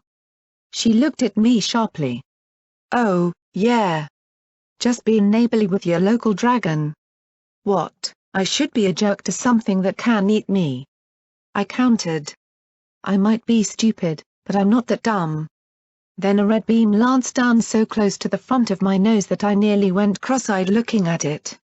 Not smart enough to shut up and keep running, though. I shouted as I pulled out Taurus's rifle and hit SATS. 3 rounds to the head and I bucked my dumbass brain for forgetting I had hollow points loaded. The rounds shattered off the armor. Her crimson beams were definitely more effective as the Thunderhead Enclave peeled off out of her line of fire, their armor smoking and crackling from the damage. I loaded the rifle for more armor-piercing rounds. Damn, they're on us now. She glanced at me. Only chance for you is to get out of here. Not happening. She arched a brow skeptically. You don't owe me anything. Quit being so damn stubborn and git. I'll fly circles around these buzzards. Before they shoot you out of the sky, I added for her.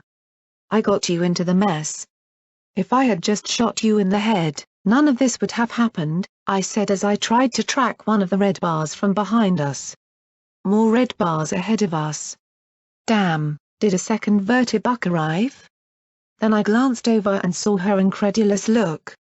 Well, you'd be dead and all, but still.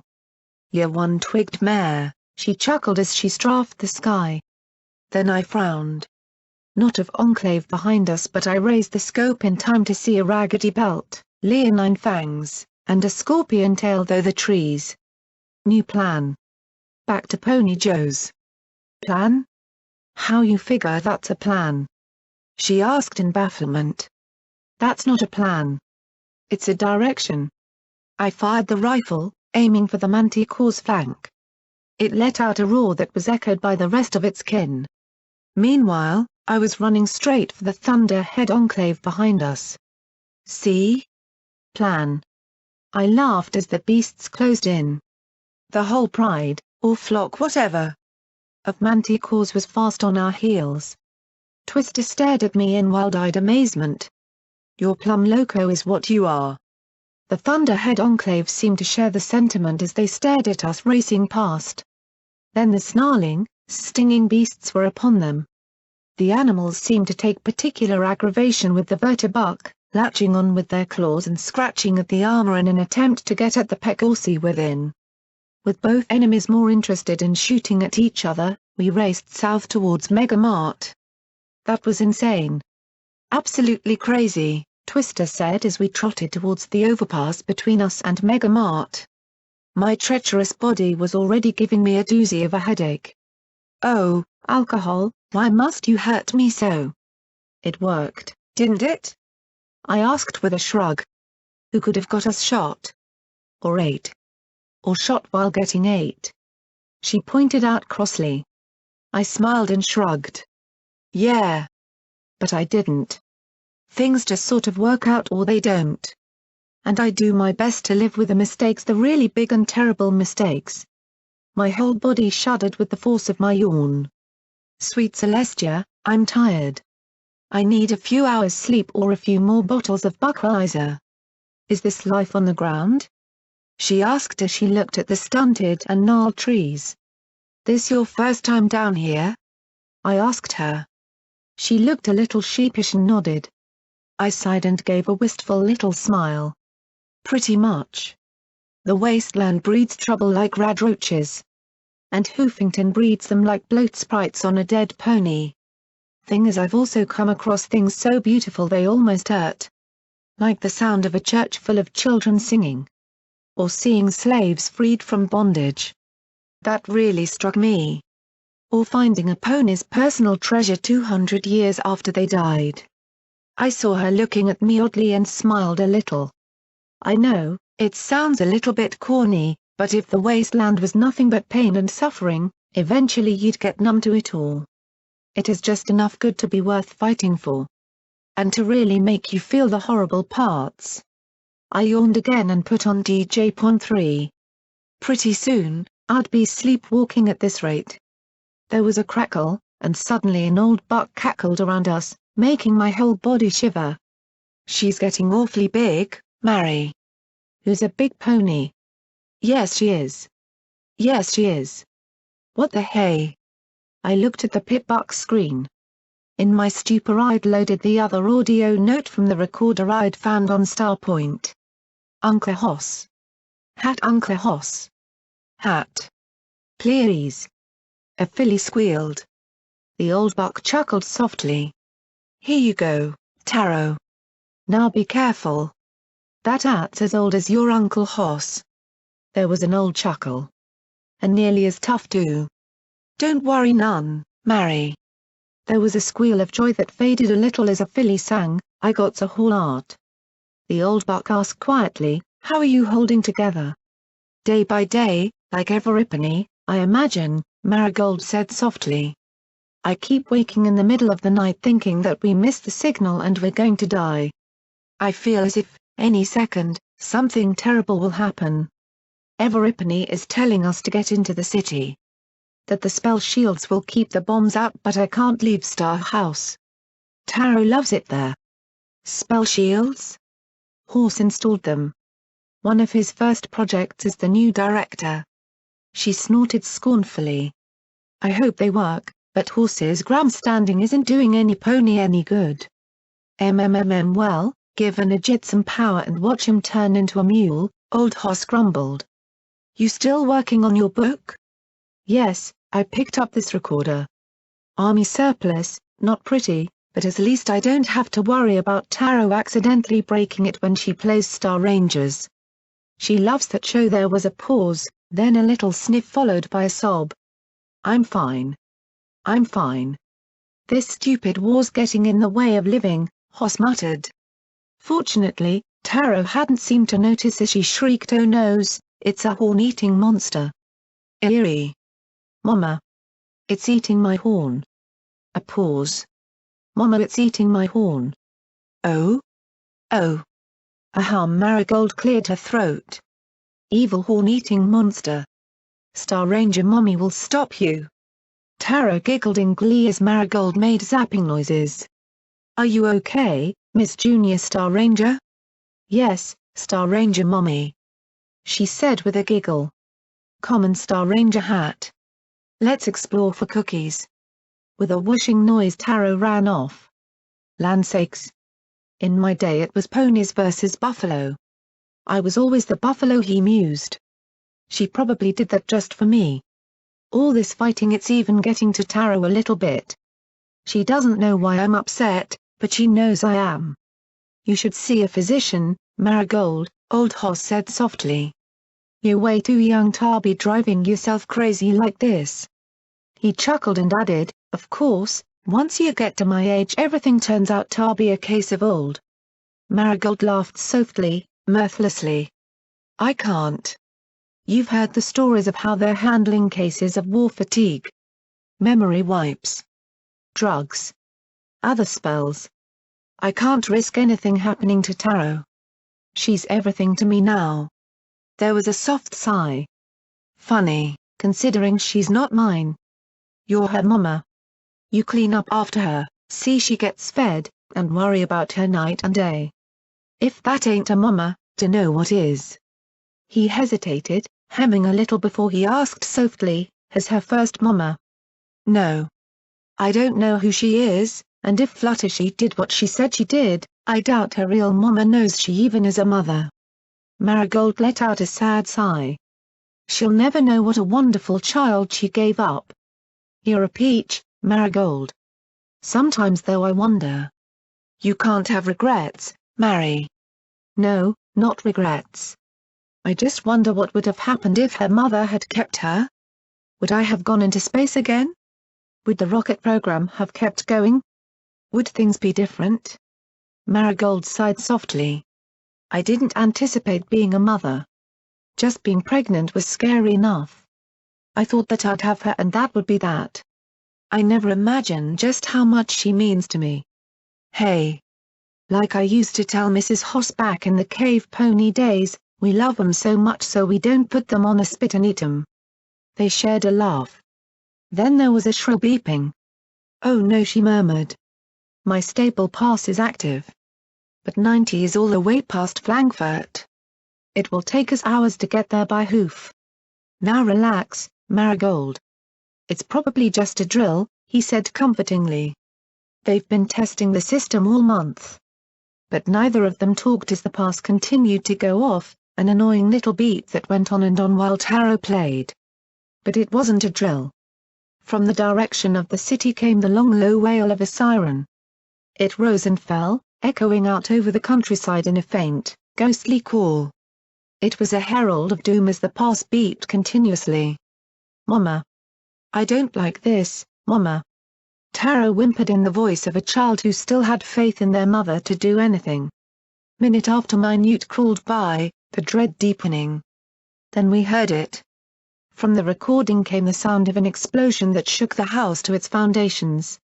Taro shrieked as things crashed in the background. Then a terrible silence fell. Hoss muttered breathlessly, "Miramare. They hit Miramare. Come on, sweetie. We have to go to the stable now. Maybe the Sunset Highway is still intact." But there was another explosion. Then another. Another. "Mommy. What are those lights?" Taro said in worry. "They're scary. Come here, Taro. It'll be okay." Old Hoss rumbled and coughed in his throat. "You have to head for the stable up on the hill. It ain't the one you were assigned, but a pass is a pass. Come with us. Or, now, no sense in that, Marigold. You know it. I'm just an old buck who's stuck around to the end of things. You get that filly where she'll be safe. Uncle Hoss." "Your hat."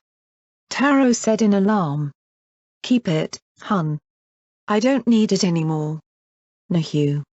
It's your hat, Uncle Hoss. Your head'll get cold." "No Star Ranger wants a cold," Taro said with a sniff. "Please, Uncle Hoss. I'll wear it when I get back." Suddenly all three of them began to cry out as if in pain, but all I could hear was a terrible silence. Then there was a distant crack and a great wind that gusted through the leaves of the trees around the farm. Distant cries and wails sounded through the night, growing and falling and building as the survivors ran through that horrible time. Old Hoss murmured softly, "Princesses Hoofington, what happened? What was that screaming?" "A bomb inside the shield. They must have smuggled one inside. Oh sweet Celestia. You go, Marigold. Hurry.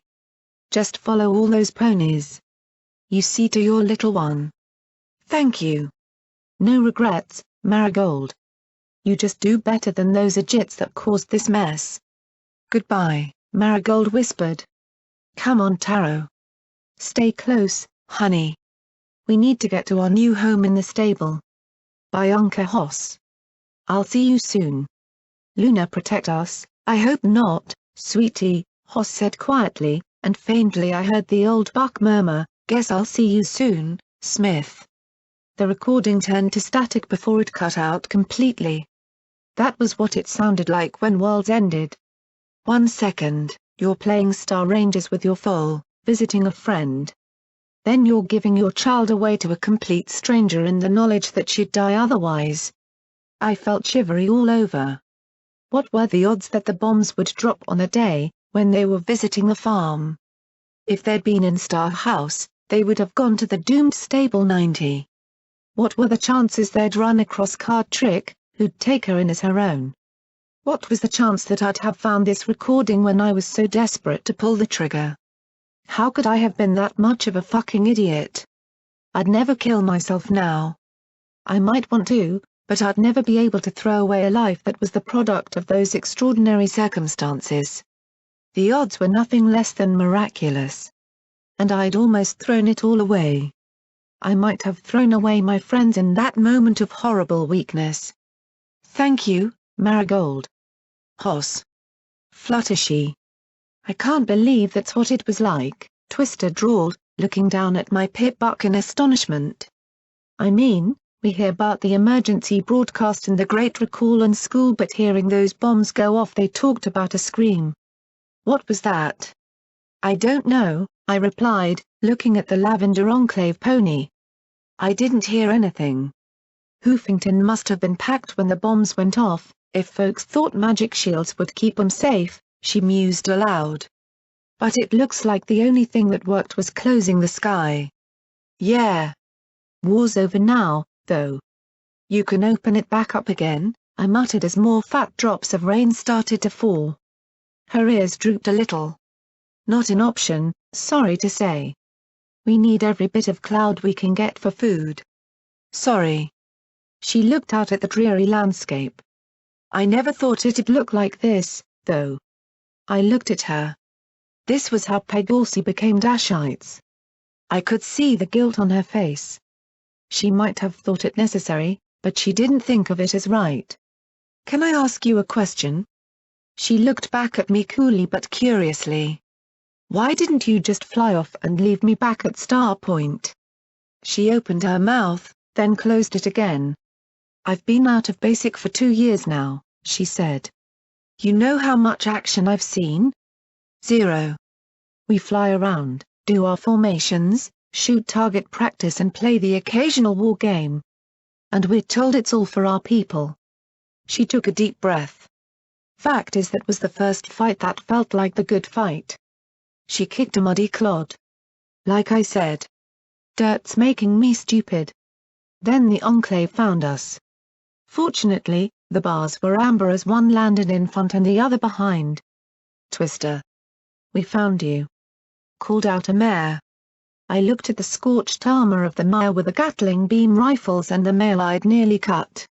You Twister's eyes widened in shock. You came after me? Well, OoooooOOOoo. Couldn't leave you in the hooves of this surfacer terrorist, the buck growled, his missile launcher pointed right at me. Oh sure, he was brave now that I didn't have a razor-sharp claw to his genitals. Want me to blast her? Make sure she cooperates. No Boomer. She got me away from the dunderheads, Twister muttered numbly, then shook her head hard. But what are you three doing? We're all contaminated now. Twister pointed out with a glare. Sunset shrugged, a weird sight to see in power armor.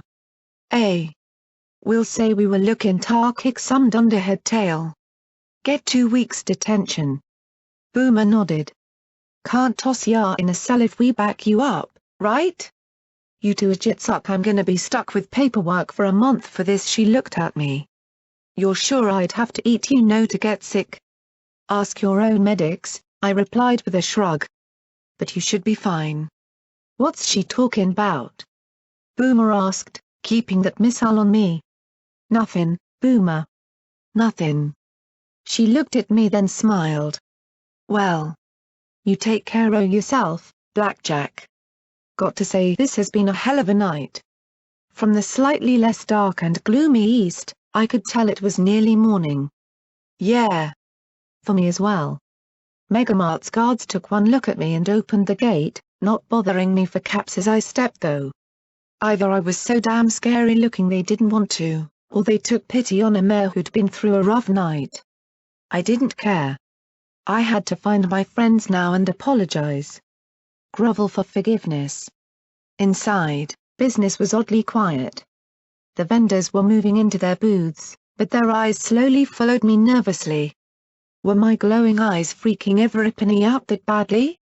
I tried to remember where I'd left my glasses. Star Point? They were probably in the ocean by now. Where were Bottle Cap and Keystone? I'd expected them coming as soon as I showed up. I headed over to the clinic where the old doctor lay back on his own operating table, snoring loudly. Hey! Hey Bonesaw! I nudged him hard. He jerked upright and banged his horn against the light that dangled over the table. Gallstones, he swore, clenching his eyes shut as he hissed.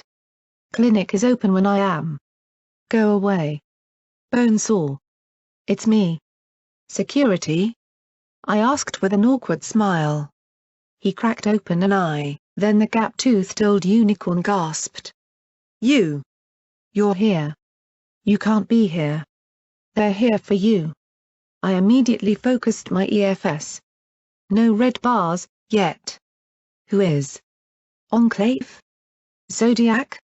Usury? Killer Zebra Death Commandos? I asked as my eyes swept through the crowds. Know them. He said as he pointed a hoof. From down the aisle approached 3 ponies in traditional raider attire. No. That was backwards. Every raider I'd ever seen had been trying to copy this look. The confident swagger in the 3 mares. Tough-eyed, tough-hided, wearing spikes and chains. Their leather barding had the unmistakable muted hues of being pony hide. And their weapons were top-notch and well cared for. These were ponies who were ready, willing, able, and eager to kick tail and get kicked. Not out of madness, but sheer confidence. These were reapers. It made sense. They couldn't all be monster ponies like Deus. He'd been a special project, connected to Sanguine through the need for his super painkiller. But I had the clear impression that these 3 ponies still knew a lot about fighting. And I was about to get a first-hand lesson in it. I glanced up at Gun. The weapon was already turned towards me, as if anticipating I'd fire a shot.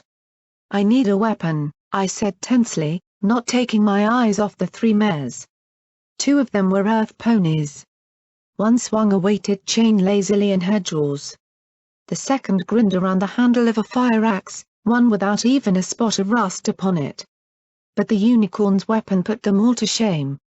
The mallet had to be nearly as long as her body, with a huge reinforced head of steel, and she floated it without the slightest bit of strain. A scalpel floated into my line of vision. Thanks, I said as my magic gripped the tiny blade. I slowly trotted down the aisle towards the 3. Your security, right? The unicorn asked. I was hoping she'd be fiddling with that hammer, or scornful of the tiny blade. She wasn't. I could tell they took me seriously. No taunts. No insults. They were just as serious about kicking my ass clear to flank. Yeah, I said as I wondered if my magic bullets would register as gunshots to Gun. You're coming with us, the unicorn said as they started to spread out. This was a far cry from what I was used to, no charging in for the first hit or quick kill. Great. I don't think so. I just want to find my friends, beg their forgiveness, and sleep for 6 or 7 hours. I kept looking at chain and axe. The earth ponies were moving more and more to flank me as I backed away. Hammermire just stayed right in front of me. Is this about that stupid bounty? Deus is dead, Usury's gone, give it up. Piss on my horns, she told us you were stupid, but I didn't expect it was this bad, Hammermire said as she turned the head of the mallet around in her magical grip. We do this 3 ways. You let cuffs lock you up nice and neat, we beat you unconscious and lock you up anyway, or we kill you. Those are your options. right while I knew this was coming. I slipped into SATS and selected my attacks. I charged forward as my magic stabbed the scalpel right at her face. She raised a hoof, the blade drawing blood as it stabbed into her forearm. I lunged to tackle her, raising my hooves to knock that massive hammer out of the way. Funny. I really hadn't expected her horn to be that strong. The floating heft of the hammer didn't budge an inch. Instead, I was halted in place, gripping it and staring stupidly down at her. She grinned even wider and the hammer shoved me away, then swung in an upward arc with an ominous hum of magic. My only saving grace was that I got the pit buck raised in time to prevent my face from getting crushed. That didn't prevent the blow from knocking me clear off my hooves and bouncing me on the concrete floor once before sliding away. I shook my head, wondering if my leg or head were busted. That blow nearly took off my horn. Then Cuffs swung her chain around my rear leg, and like that she was racing back towards Hammermare and I was being dragged along behind her. The glowing hammer lifted, the hum growing as a talisman in the head built up energy. I did the only thing I could and rolled to the side, the taut chain cutting underneath Hammermare's hooves and knocking her down atop me. We rolled as we were dragged along, kicking and biting before she finally fell away. Cuffs didn't stop, though, as the chain draped Mare raced towards the end of the aisle. She snapped around the corner, swinging hard, and I wailed as I was slammed hard into a stack of scrapped generators. Then she was off again, dragging me back towards the other two. Hammermare raised the powered mallet for another blow, and Fire Axe likewise readied the sharpened spike on the end. Enough of this. I shouted as I curled up and sent 3 magic bullets right at Cuffs's rump. One caught her square in the flank, and she staggered enough that I was able to hook my forehooves on a heap of scrap. With a jerk, the chain around my rear leg went taut and Cuffs fell to the ground. I did not like that pop in my rear knee nor the pain that radiated from it, though. I pulled myself to my hooves, watching Hammermare charge. I shook off the chain before it could be yanked again. The bullet spell hadn't triggered gun, but seeing how tough these 3 were, I wasn't sure it'd be enough to drop them. What I needed was a decent weapon. Fortunately, Fire Axe had one. My horn flashed, trying to twist it out of the Reaper's mouth. To my shock, she grit her teeth and fought me. And that hesitation gave Hammermare the opening she needed. The mallet slammed into my side, and I felt several ribs snap as I once more slid all the way to Bonesaw's clinic. I opened my mouth and gasped, then coughed a mouthful of blood over the floor.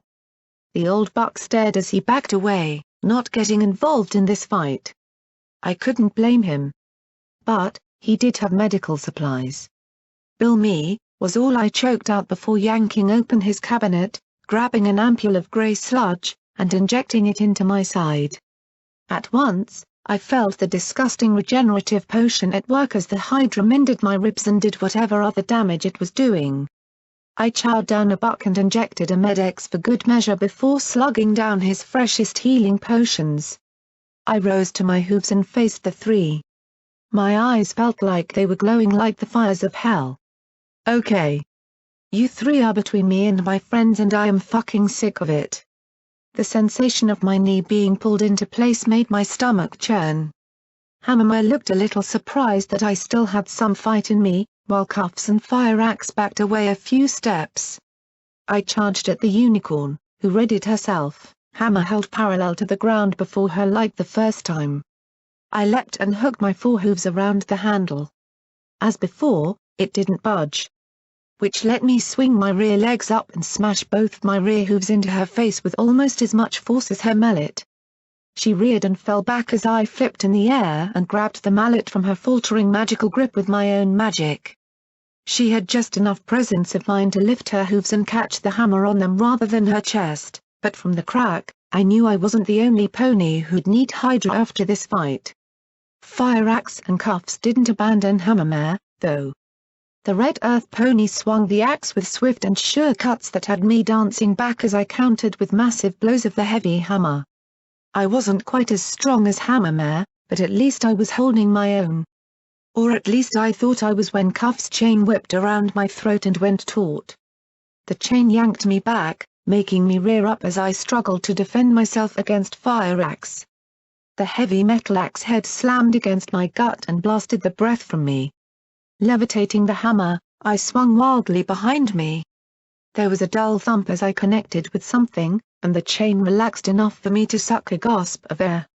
Fire axe charged in while she still had the opportunity, but I slammed my forehooves hard against her face, knocking her to the floor. "Hey security! What's soaking wet and clueless?" a mare called out above me. I looked up in time to get a bucket of water, bucket included, dumped on my head. "Your face," she snickered, then hit me so hard that I was knocked bouncing across the floor again. I pulled the bucket off and looked up at a yellow Pegasus with sweeping golden hair and a decidedly bitchy grin on her face. Arcane devices on each of her hooves sparkled with energy similar to Hammer's super sledgehammer. "What the fuck?" she laughed as her blue eyes looked down at me. "AWW. Do you want me to kiss it and make it all better?" Her wings snapped and she slammed the sparkling power shoes against my face with another blast of magical energy. I brought up SATS and tried to blast her with magical bullets, but 2 missed and the remaining 2 didn't do enough to take her out completely. Oh goddesses, did my horn ache right now? Butterflies with razor-blade wings. That was a new cutie mark. Then she was smashing her hooves against me again and again as more Reapers showed up. "Kiss. Kiss. Kiss." she shrieked with glee. "Don't you just love me?" "Saikoshi!" snapped a familiar voice from the end of the aisle.